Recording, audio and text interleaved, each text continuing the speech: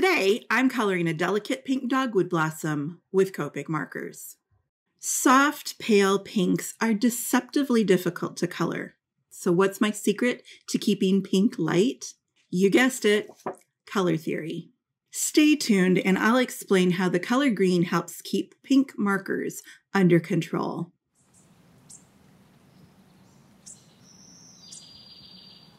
Whether you're using Copics or any other brand of alcohol marker, they definitely don't skimp on the pinks. Pink is a very popular color, and yet pink is a color many people struggle with. People tend to misjudge pink. There's a disconnect between the pink you see in a photo reference and the pink markers you choose to color with. By the time you pick a pink blending combination to match a photo reference, and after you add the darker pinks for shade and shadow, you could be coloring with pinks that are 3, 4, or even 5 steps darker than you intended. I'm sorry, but if you're using RV 17 or RV 25 to shade a light pink flower, your flower really isn't light pink anymore. In this photo reference, which pink would you use to color the dark pink vein lines on the flower petals here? Most people would choose the darker magenta, and yet the pinkest parts of these petals actually match the lighter pink. After swatching pink markers in episode 5 for today's Dogwood project, we came up with the following blending combination: Red Violet 63, Red Violet 52, Red Violet 00, and Red Violet 000. That's a 000. We also used the color wheel to determine that green sits opposite of pink on the color wheel. This means that we can use green to shade our pinks without resorting to the use of dark pink markers. After testing, we found that we like the gray-green look better than pure green, so we're adding blue-green 93, blue-green 90, and blue-green 70 as our shady colors. In this series, our exercises are colored on small 4x4 inch cards. Links to the supply list and the digital stamp are below in the description. I've turned down the opacity to print the digital stamp in light gray outlines. This ensures that the line art will disappear as I color over the top of it. I've also applied washi tape to create a guide for the rectangle background. Using the color wheel, I selected a 3-marker green blend for the background rectangle, the leaves, and also the florets in the center of the blossom. I'm using yellow-green 6-7, yellow-green 1-7, and yellow-green 2-5. I'm using a pointillism technique in the rectangle to add texture and variety. By dotting in the background, my petals will look smoother due to the contrast in texture. The green background was present in the photo reference, but it's also a logical choice from a color theory standpoint. Because green is the opposite of pink on the color wheel, the green emphasizes and enhances the feeling of pink. And by choosing a darker set of greens, we can stick to using very light pink markers. So our background here is the opposite of the flowers in texture, color, and value. In episodes 4 and 5, we underpainted green with pink, and I'm going to do something very similar here. This time, I'm underpainting brown with pink. This is RV 55, and I'm giving the stem a base coat of this pink color. Then, over the top of it, I'll use E47. The pink under the brown gives us a richer color of brown, but it also makes the stem feel like it belongs to the flower because they both contain strong hints of pink. So that's that brown over the top of the pink, just kind of leaving some flick strokes at the end as if the stem was fading out. And here I'll do some flick strokes because I'm going to transition from the brown into the green. I had a mistake on the digital stamp. I forgot the little bit of stem right there. So I'm adding it in with just a quick coat of the RV 55 and then the E47 on top. And then straightening out the lines there. Now RV55 would be too strong to go underneath our greens. So this is RV63, which we'll eventually use on the petals. And I'm just using it to underpaint that pink under the green. They're complementary colors. They're going to neutralize each other and give us a bit of shade. This is YG17 here. And I'm going over the top of the pink and I'm going to blend from that E47 into the YG17. And then I'm coming up here towards the point, covering over the pink, and just leaving a few flick strokes there to blend with another one of our background colors, the YG25. And there's that 25 going over the top of the dark green, over the top of some of that E47, and then just using this lighter green to finish the leaf.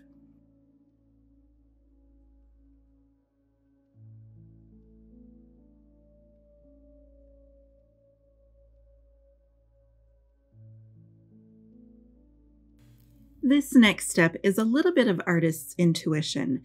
I'm using a Y000, that's 3 zeros, and I'm looking at the photo reference to decide which areas of the petal is the sun hitting most directly. And I'm adding a bit of yellow into those spots.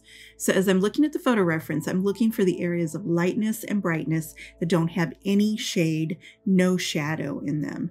And then I'm just adding some light flicks of this yellow to simulate the warmth of the sun. Now we're moving into our main pink blending combination. So this is RV63 right there at the bite mark on the end of every petal. And then I'll come in with RV52 and go right over the top of the 63, just kind of smoothing it out a bit. And these two colors really form the dark patch towards the end of every petal.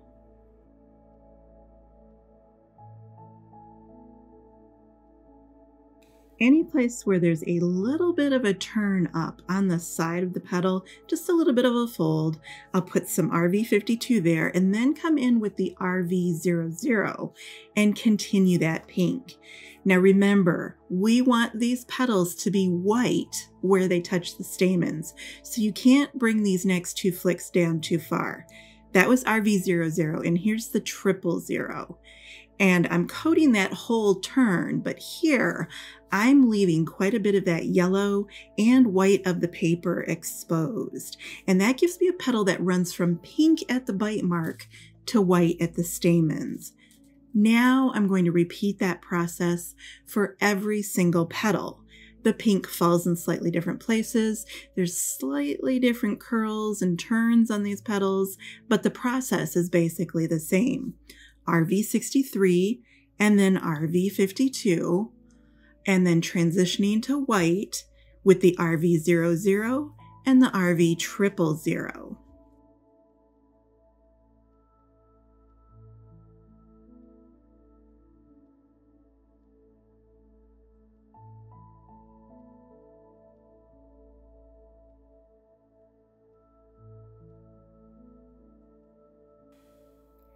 As we're watching this pink process that repeats on every single petal, let's talk for a minute about that Y000 that I put down first. At this point, the alcohol, the solvent that's in that yellow, has now all evaporated. The yellow is dry. And as I'm going over the top of it with the pink, I'm trying very hard not to blend the pink into the yellow. I don't want a blend that goes from pink on one end to yellow on the other. Instead, I want the yellow to shine through underneath as a glow. Instead of underpainting, it's a bit of an underglow. So that means that I'm very careful and actually quite quick when I'm going over the top of anything that's yellow with my RV00 or my RV000. I'm trying not to disturb the glow that's underneath.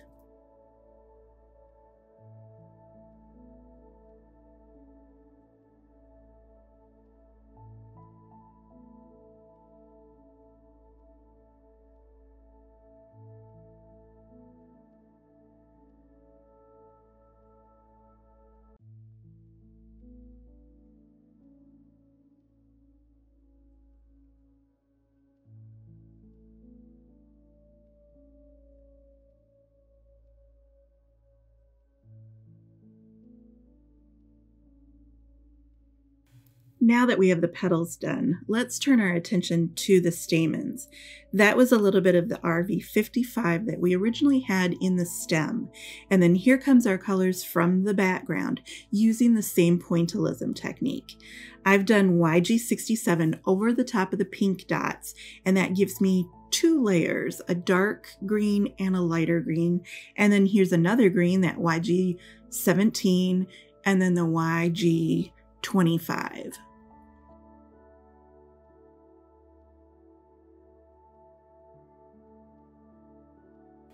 As I look at these stamens though, I see quite a bit of gold in this area. So I'm adding a Y26. I still want them to match the background, but I do want that golden feeling.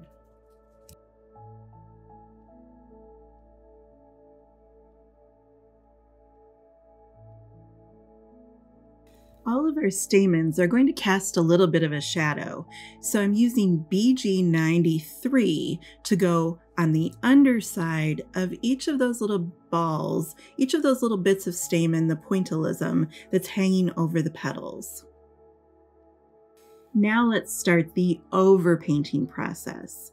Pink is delicate, so we don't want to disturb that pink. I'm going very quickly with BG90 over the top of it, where the petal is going to pick up little bits of shade.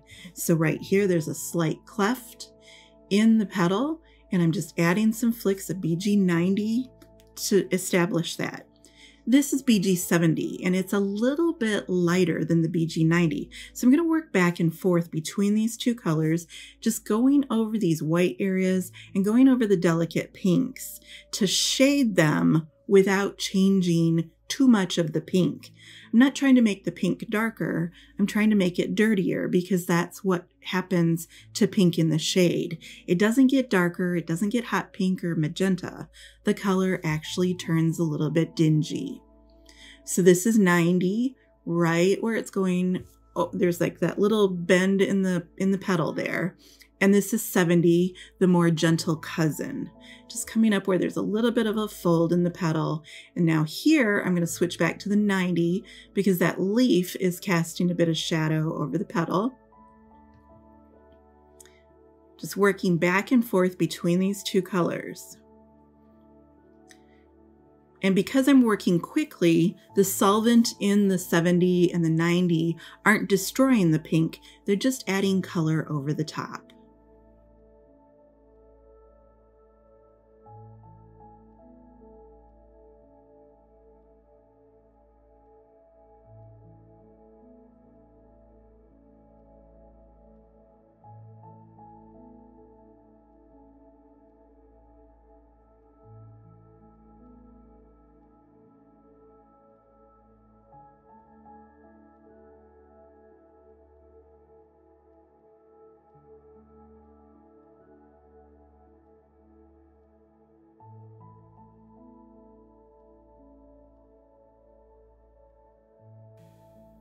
Now that we have the Copic portions done, we're moving to the colored pencil.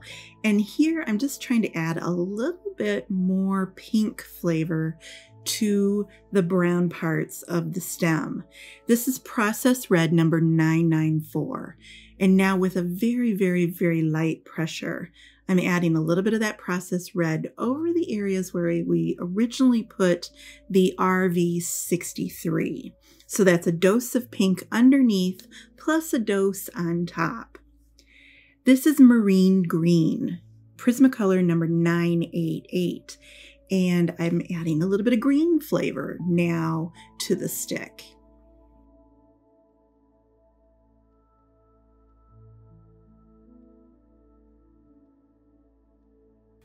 As the stem comes up and transitions into the green parts of the leaf, I'm using this pencil to divide and define where these stems start for each one of those leaves.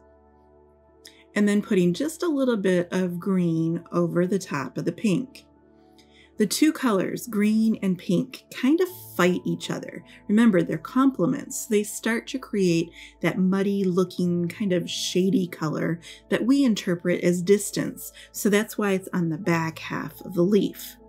Did you see how I pulled back from the point of my pencil? It's hard to press hard from farther away, and here I'm adding very light indications of veins.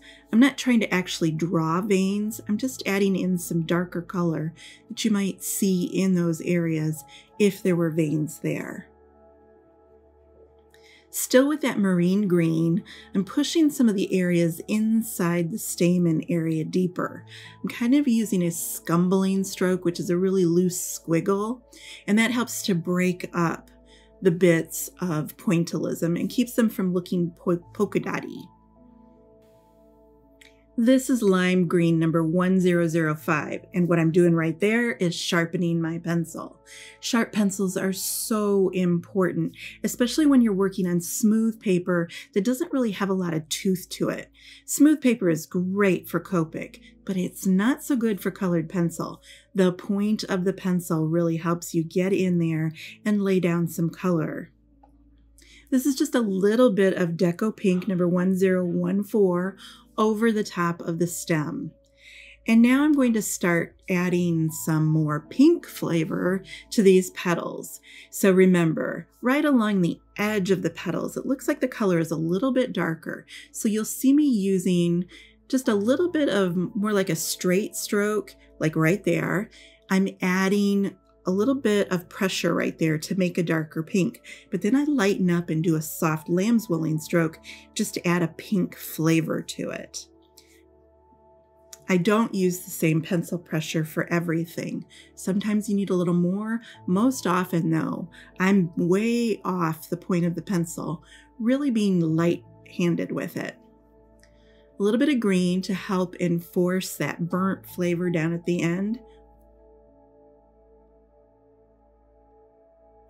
And then back with the pink.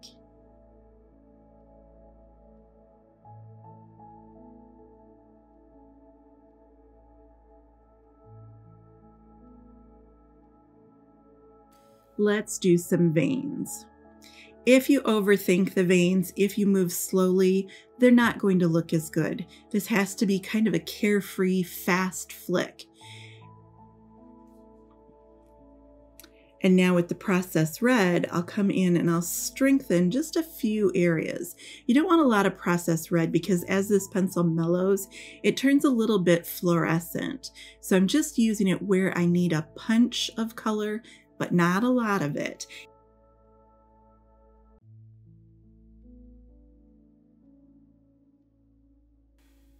So here we go. You can see me doing these circular strokes to add pink flavor, and then I'll come in with straighter strokes to try and better define the edges. Always making sure that I have a nice sharp point on my pencil. That helps it adhere to the paper. It also, sharpening my pencil right there, it also helps me do these nice, thin, ultra fine veins. And notice the veins kind of taper off. They almost disappear as they get closer to the stamens. You don't want to have these pink veins starting at one end and running all the way to the stamens. They disappear. Check the photo reference. They don't run all the way down into the white. And then always coming back with that processed red to add just a little bit of emphasis to a few areas, but not a lot. I'm very sparing with my use of the processed red on the petals.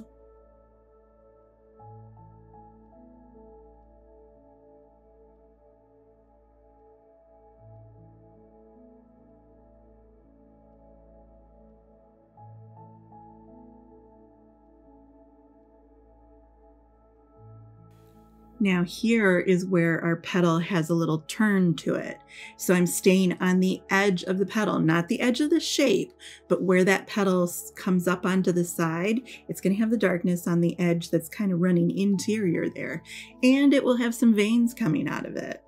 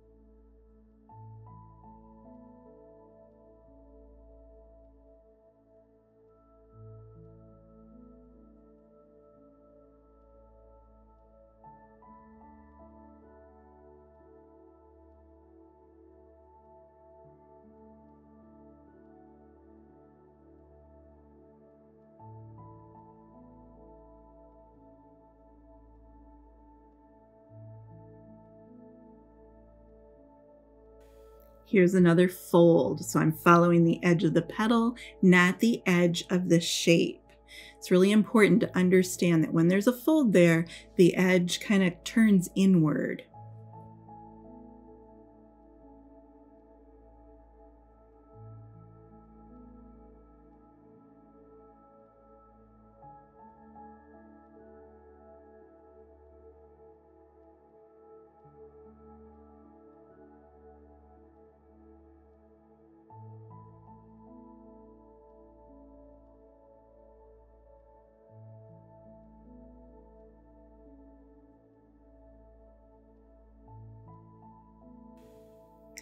Just as we did with the Y000, now I'm using Prismacolor Cream number 914, and I'm just softly lambswilling over some of these yellow areas that originally had that yellow marker, and now I'm strengthening that yellow just for a bit more sunshiny flavor.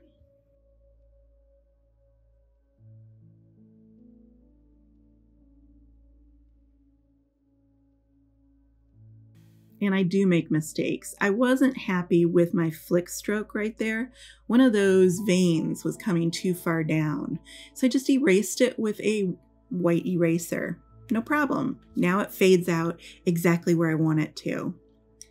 This is Prismacolor Celadon Green number 1020, and I'm using it in places where I originally used the BG90 or the BG70. Some of that shady color has gotten lost with the application of pink pencil over the top of it.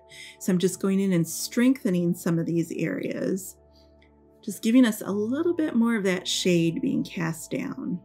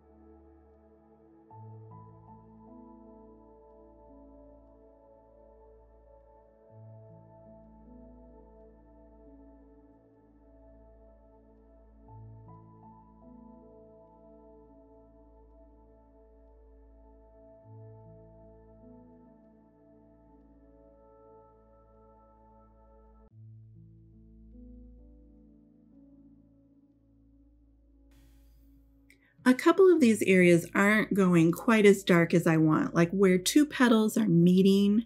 So I'm coming in with that marine green pencil one more time. I'm not choked up on the pencil. I'm really far off the point of the pencil so that I can color very, very lightly. It doesn't take a lot of this marine green to establish the crisp edge of those petals or like right where there's that fold.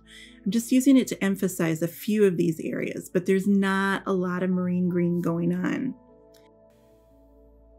The final step for the flower is to just enhance some of these stamens. So I'm using that marine green with a little bit more pressure, but it's a super sharp point here, not a dull pencil. And I'm just giving myself a few more of these kind of stamen shapes that are hanging out over the edge of the little center ball over the petal. Back again with that marine green, and now I'm adding a cast shadow. So I'm just following the stem just a little bit down and to the left, and then this is where that petal overlaps the stem. I'm just mimicking the shape in the original image. And the cast shadow will fall a little bit behind in that little crevice there. And now there'll be a little bit over here and to the left, and over here and to the left. And I'm just using this over the green background here. It's easier to tackle this part first because if you're a little heavy-handed or you use too much pressure, it's not as tragic as the next step here coming up. But first, let's do a little neutralizing. So we laid down that marine green, and now I'm using the process red over the top of the green, because remember, green and pink are opposites. They neutralize each other. Green over pink over green over pink makes the murky color of a shadow. Now here's where I want you to be super gentle. See, I pulled back. It's hard to press hard from farther away. This is where the cast shadow goes over the white background. And I'm still just kind of mimicking that general shape of the stem. And then here's the continuation of the cast shadow from that petal down and to the left. Always down and to the left. Very, very lightly. Normally I have students try and fill in the tooth, but if we filled in the tooth of the paper, it would be far too dark. I'm using a dark pencil very, very lightly. Here's the cast shadow for that leaf.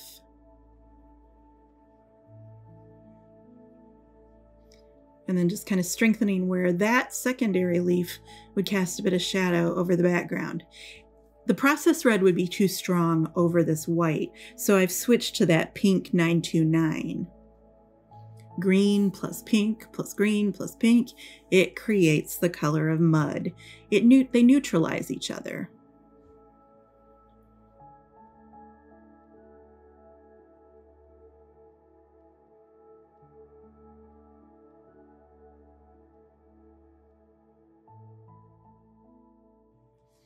And there we go, a finished dogwood exercise, and you're one step closer to learning to color realistic pinks. Don't overthink these 4x4 exercises. Don't put a lot of pressure on yourself to color it perfectly the first time. There are a lot of challenges in this exercise, and some of them feel uncomfortable even to me. That's why we need to practice. It's very easy to add too much green and overshade the petals. It's also easy to chicken out and add darker pinks, even though we know it's going to ruin the light and delicate pink color. This is an exercise to improve your coloring skills. Exercises, they take time to work. Let yourself make mistakes.